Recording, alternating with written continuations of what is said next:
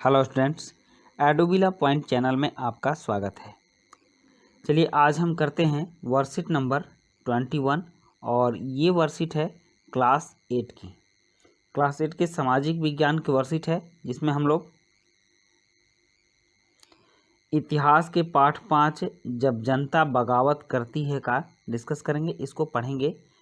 और आज इस चैप्टर के कुछ भाग को जनता की नज़र से पढ़ते हैं। इसका हेडिंग दिया हुआ है जनता की नज़र से, मतलब जनता ने इसे कैसे देखा और क्या कहा, इस बात को हम जानते हैं। उस जमाने में लोग अंग्रेजी शासन के बारे में क्या सोच रहे थे, इसका जायजा लेने के लिए आप स्रोत 1 और स्रोत 2 को पढ़िए। ये जो हमारी वर्कशीट है ये 1857 के विद्रोह के परिदृश्य को दर्शा रही है। इसमें विभिन्न तरह के पहलू आ रहे हैं, वो विद्रोह क्यों हुआ, कब हुआ और उसके परिणाम क्या हुए। तो आज जो हम पढ़ने जा रहे हैं इसमें है कि जनता ने इसे कैसे देखा था और अंग्रेजी शासन उस समय कैसे चलता था, जनता के बीच कैसे बात होती थी और 1857 के विद्रोह की पृष्ठभूमि कैसे तैयार हुई, इस चीज़ को हम पढ़ेंगे। तो इसको जानने के लिए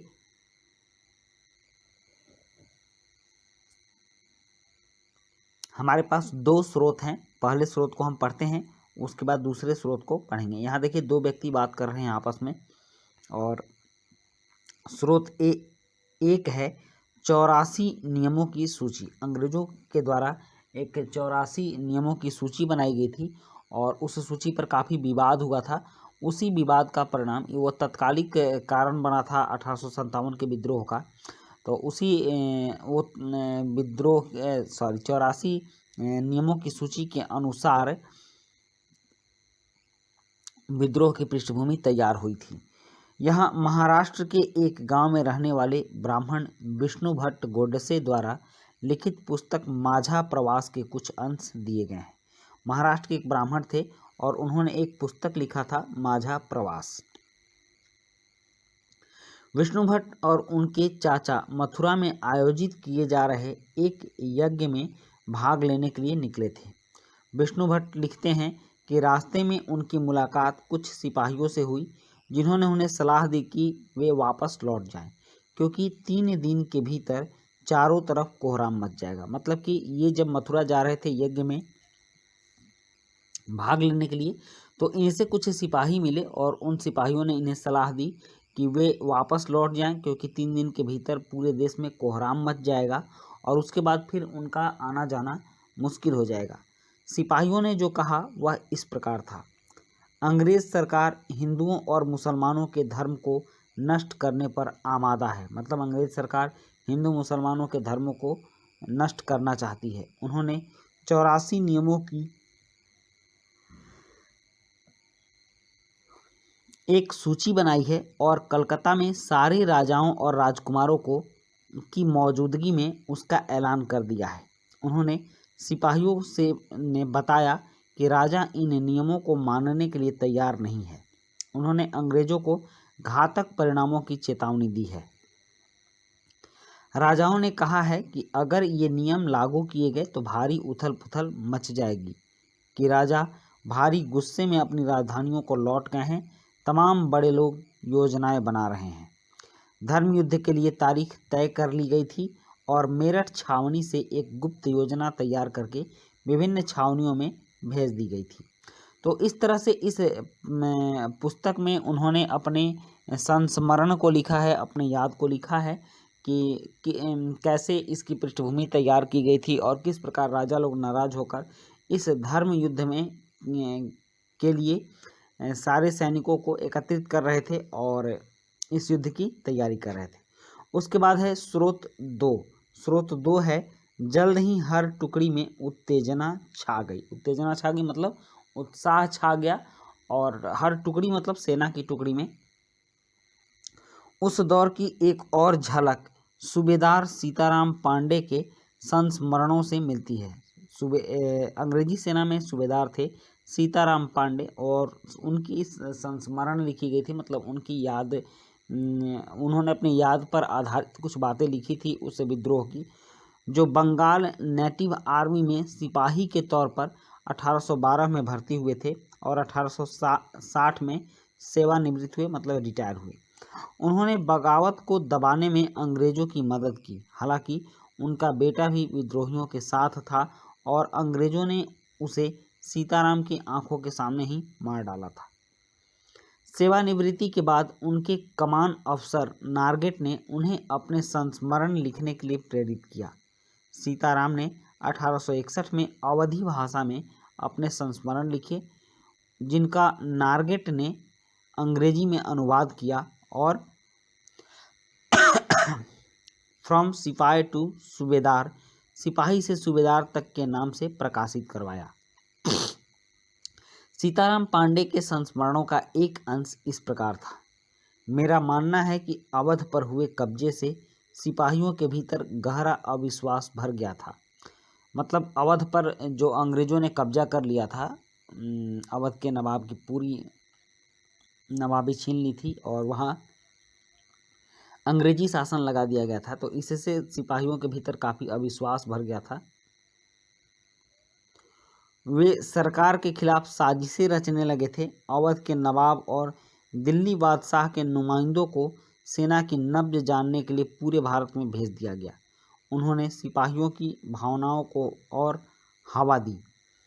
उन्होंने सिपाहियों को बताया कि विदेशियों ने बादशाह के साथ कितना बड़ा धोखा किया है। उन्होंने हजार झूठ गढ़ डाले और सिपाहियों को अपने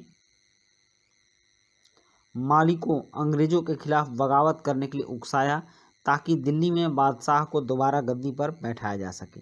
उनकी दौलत थी कि अगर सिपाही मिलकर काम करें और इन सुझावों पर अमल करें तो सेना ऐसा कर सकती है। संयोग से इसी समय सरकार ने हर एक रेजिमेंट के कुछ लोगों को नई राइफल के इस्तेमाल का तरीका बताने के लिए अलग अलग छावनियों में भेजा।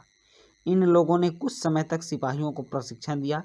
इसी दौरान न जाने कहां से यह खबर फैल गई कि इन राइफलों में इस्तेमाल होने वाले कारतूस पर गाय और सूअर की चर्बी का लेप चढ़ाया गया है। हमारी रेजिमेंट के लोग दूसरे लोगों को लिखकर यह खबर भेजने लगे और जल्दी ही हर एक रेजिमेंट में उत्तेजना का माहौल बन गया। कुछ लोगों ने कहा कि उनकी 40 साल की नौकरी में सरकार ने उनके मजहब को चोट पहुंचाने के लिए कभी कुछ नहीं किया था, लेकिन जैसा कि मैंने पहले ही जिक्र किया, अवध पर कब्जे के कारण सिपाही पहले ही गुस्से में थे। स्वार्थी लोगों ने फौरन यह कहानी गढ़ दी कि अंग्रेज तो सबको ईसाई बनाना चाहते हैं, इसलिए उन्होंने ऐसा कारतूस तैयार किए हैं ताकि उनके इस्तेमाल से मुसलमान और हिंदू दोनों ही भ्रष्ट हो जाएं। कर्नल साहब का मानना था कि यह बेचैनी जो उन्हें साफ दिखाई दे रही थी, इस बारे में अपने आप खत्म हो जाएगी। उन्होंने मुझे घर चले जाने की हिदायत दी। तो ये संस्मरण है और इसके आधार पर हमें यह जानने को मिलता है कि 1857 की घटना कैसे कैसे घटी थी। नेक्स्ट है इसके कुछ प्रश्न। अब प्रश्न देखते हैं। यहाँ 4 प्रश्न दिए गए हैं, चारों के उत्तर हम एक एक कर लिखते हैं। प्रश्न 1 है यहाँ पर, माझा प्रवास के अनुसार सिपाहियों ने विष्णु भट्ट और उनके चाचा को क्यों लौट जाने को कहा? तो इसका उत्तर है, सिपाहियों ने विष्णु भट्ट और उनके चाचा को बताया कि 2-3 दिन के अंदर भारी उथल पुथल मचने वाली है, इसलिए वे अपने घर लौट जाएं। उसके बाद प्रश्न 2 है, सीताराम पांडे कौन थे? उन्हें संस्मरण लिखने के लिए किसने प्रेरित किया? तो इसका उत्तर है, सीताराम पांडे अंग्रेजी सेना में सूबेदार थे। उन्हें संस्मरण लिखने के लिए उनके अफसर नारगेट ने प्रेरित किया। अब नेक्स्ट है प्रश्न 3, और प्रश्न 3 है, अंग्रेजी फौज के भारतीय सिपाहियों में अविश्वास क्यों भर गया था? इसका उत्तर है, अंग्रेजी फौज के भारतीय सिपाहियों को ऐसा लगता था कि अंग्रेज उनके धर्म भ्रष्ट करने पर तुली है, इसलिए उनके मन में अविश्वास भर गया था। और एक और इसमें जोड़ लीजिएगा, अंग्रेजों के अवध पर कब्जे के कारण भी अंग्रेजों द्वारा अवध पर